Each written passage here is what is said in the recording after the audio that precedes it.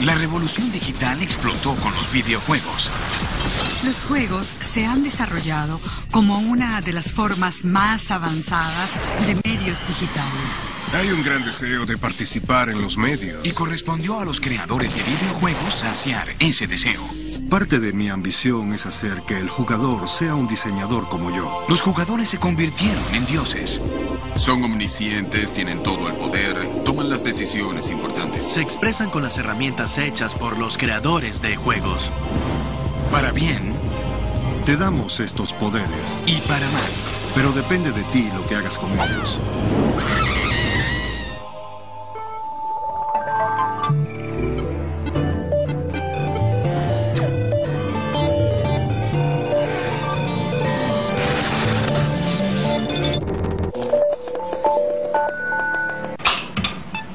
En 1958, William Higginbotham divertía a los visitantes con su osciloscopio en el laboratorio Brookhaven en Nueva York.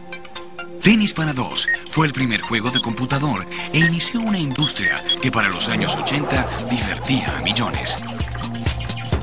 Creo que la mayor influencia cultural en muchos de los primeros videojuegos era de la época.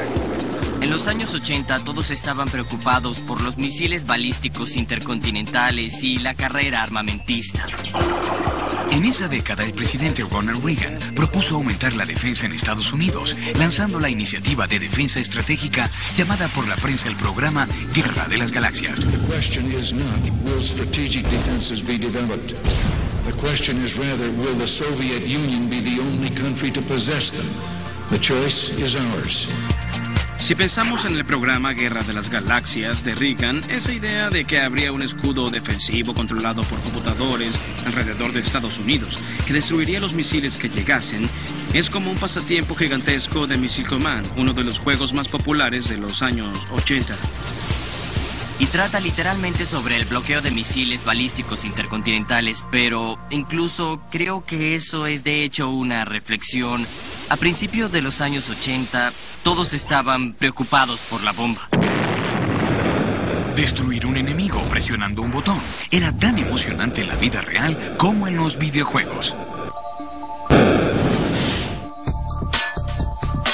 También se puede ver que el programa Guerra de las Galaxias era parte de una idea mayor, y los historiadores ahora opinan que Reagan contribuyó al final de la Guerra Fría al invertir tanto dinero en tecnología e impulsar la carrera de defensa en tal grado que la Unión Soviética no pudo costearlo más y colapsó.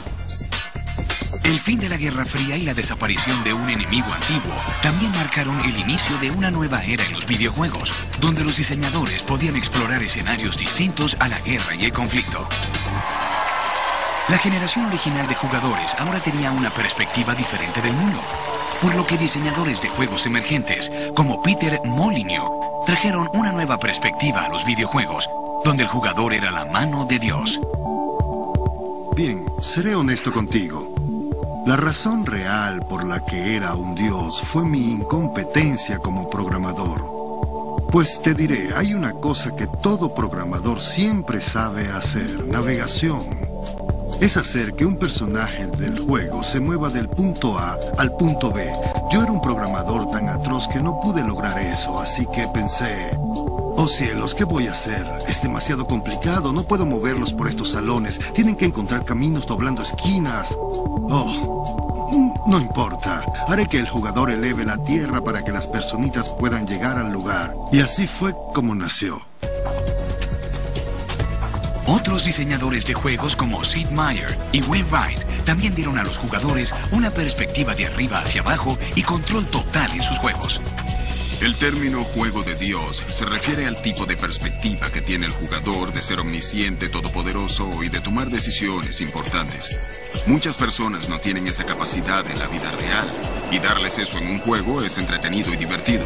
Civilization y SimCity son juegos de Dios, pues puedes tomar decisiones importantes. Para mí los juegos de Dios son interesantes porque son el mayor juego gerencial. Así que mientras estamos en esos puestos en los que debemos administrar proyectos, personas y lo demás para matar el tiempo, vamos a administrar algo más complicado como construir una ciudad o crear una nueva civilización.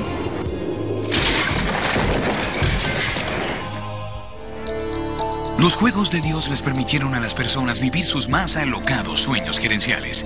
Y aún más que eso, les dieron la habilidad de ser dioses.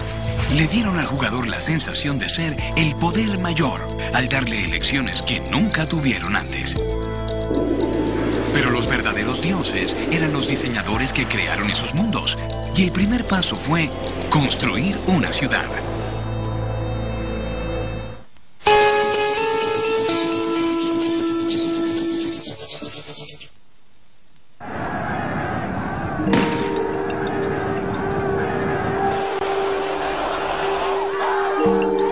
Los años 80 fueron una era de cambio marcada por la guerra civil en El Salvador, una masacre de estudiantes en China y una recesión mundial.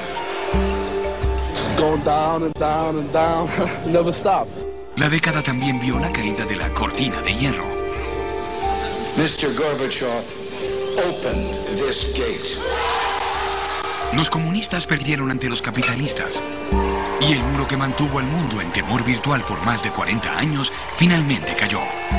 En un mundo lleno de incertidumbre, los jugadores encontraron seguridad en un videojuego que les dio el control. Creo que las personas son atraídas a la fantasía de controlar sistemas, controlar vidas, controlar lo incontrolable en los juegos, porque puede hacerse. ¿Cierto? Y en nuestras vidas reales hay muchos factores que no podemos entender y mucho menos controlar. Mientras el temor de un imperio maligno mermaba en el mundo real, los videojuegos expandían la narrativa tradicional del bien contra el mal en juegos con historias más abiertas, como en SimCity de Will Wright. Aún recuerdo que cuando apareció no podía imaginar una premisa más aburrida para un juego. Puedes simular lo que ya suena aburrido. El emocionante proceso de zonificar y desarrollar un ambiente urbano, ¿qué puede ser menos interesante que eso? Suena como algo que crearías para un curso de la universidad o algo así. Pero ya saben, Will es un genio. Lo interesante sobre SimCity son sus orígenes. En 1984, Will Wright hizo su primer videojuego, Raid on Bungling Bay, al que hoy en día él se refiere como un estúpido juego de disparos. SimCity evolucionó de Bungling Bay. Yo estaba diseñando las islas que tú bombardeabas y debía idear un programa que me permitiera crear el mundo por el que el jugador volaría y bombardearía, pero me divertí más creándolo que jugándolo, así que tomé esa parte, esa herramienta que había construido para mí mismo y seguí desarrollándola, y eso evolucionó en SimCity. Mientras tanto, nuevas reglas políticas se desarrollaban en el mundo, pero sus resultados no se verían en mucho tiempo.